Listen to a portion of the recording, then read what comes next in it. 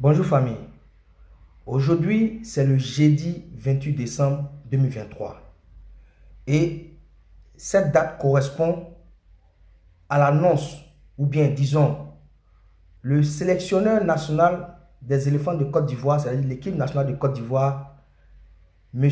Gassé, va officialiser la liste des 23 joueurs ou bien soit des 27 joueurs qui vont représenter la Côte d'Ivoire à la CAN 2024 ou bien 2023 en Côte d'Ivoire, qui est au mois de janvier, c'est-à-dire du 13 janvier au 11 février 2024. Et à l'approche ou bien à la veille de cette annonce, depuis la semaine passée, on a une cascade, c'est-à-dire que parmi les joueurs même qui doivent représenter l'équipe nationale de Côte d'Ivoire à cette CAN-là, aujourd'hui, on a une cascade de blessures. L'attaquant vedette actuellement de l'équipe nationale de Côte d'Ivoire, c'est-à-dire que Sébastien Haller, lui-même actuellement, qui est rentré au cours d'un match, et oui, il est rentré au cours d'un match et subitement, mais bizarrement, s'est blessé, disons, à la cheville, mais ce n'est pas au genou, et il serait indisponible pour 3 semaines. Actuellement, lui aussi, il a le pied bandé. Le capitaine même des éléphants de Côte d'Ivoire, Serge Aurier aussi, jusqu'à présent est indisponible dans son club Nottingham Forest en Angleterre. Il est blessé aussi. Son coéquipier en sélection, Sangaré aussi, était blessé, mais il est revenu de blessure. Il a même joué avant-hier dans son club. Et à la veille de cette annonce du sélectionneur ivoirien Jean-Louis Gassé, on nous apprend encore que le chouchou actuellement de l'équipe nationale de Côte d'Ivoire, c'est-à-dire que Simon Adingra, serait aussi ou bien actuellement blessé à la cheville et serait indisponible ou bien ne sera pas disponible avant 4 à 5 semaines.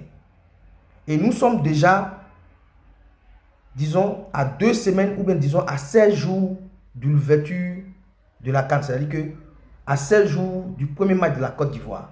Et en ce jour même, le sélectionneur doit donner sa liste des joueurs ivoiriens qui doivent représenter l'équipe nationale de Côte d'Ivoire.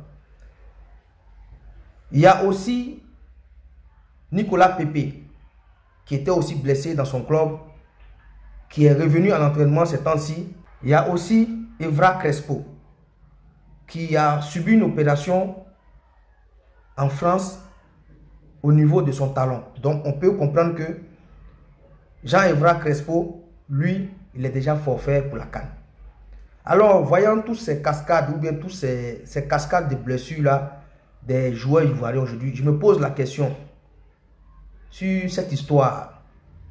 Est-ce que la Fédération ivoirienne de football elle-même ne devrait pas, je sais qu'elle va le faire, mais je me pose la question parce que bizarrement, c'est à la veille de la CAN et que ces joueurs-là sont blessés et c'est les clubs qui font, bien évidemment, c'est les clubs qui font des annonces.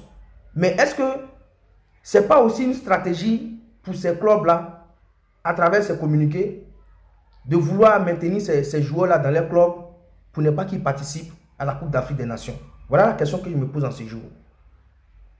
Donc la FIFA doit aller au fond de cette affaire.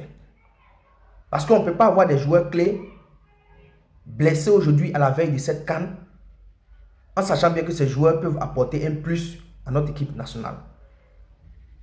Ce matin même, j'ai vu aussi comme ça, le syndrome des blessures a touché aussi le gardien burkinabé, Kofi Hervé. J'ai décidé vraiment de faire cette vidéo pour dire, bon, comment ça se fait qu'à la veille de cette CAN-là, et puis il y a une cascade de blessures par-ci, par-là. Est-ce que ce n'est pas une stratégie des clubs européens pour ne pas libérer ces joueurs-là? Est-ce que ces blessures-là ne sont pas même des blessures de, disons, une semaine, ou bien 2 jours, 3 jours, ou bien disons même 2 semaines, ou bien disons même 10 jours, et les clubs européens veulent allonger même ces blessures-là à travers des communiqués pour dire que non, ces blessures-là vont aller jusqu'à 3 ou bien 4 semaines, ou bien 5 semaines, voire 5 semaines, pour que ces joueurs-là puissent guérir, pour qu'ils puissent reprendre les entraînements. Donc, je demande à la Fédération ivoirienne de football d'aller au fond de cette affaire, parce qu'on a besoin de ces joueurs-là, parce qu'on veut remporter cette 3e étoile sur notre maillot. Et je remercie aussi, ou je félicite aussi le coach des éléphants qui a eu cette stratégie-là d'attendre jusqu'au 28 pour faire l'annonce. Parce que moi, je trouve que sur ce coup, il a eu raison. S'il avait fait l'annonce comme les autres entraîneurs là, depuis le 22 ou bien depuis le 16 décembre, comme d'autres ont commencé à le faire là, et aujourd'hui il y avait ces blessures, il sera obligé encore de changer ces joueurs-là, ramener encore des courriers à la CAF pour dire voici, ceci est blessé. Donc je pense que l'entraîneur a bien fait d'attendre jusqu'aujourd'hui 28, parce que d'ici peut-être 2 jours, 3 jours, les joueurs seront libérés officiellement pour qu'ils puissent rejoindre leur sélection. Voilà la question que je voulais me poser en ce jour sur cette histoire de joueurs ivoiriens blessés en cascade.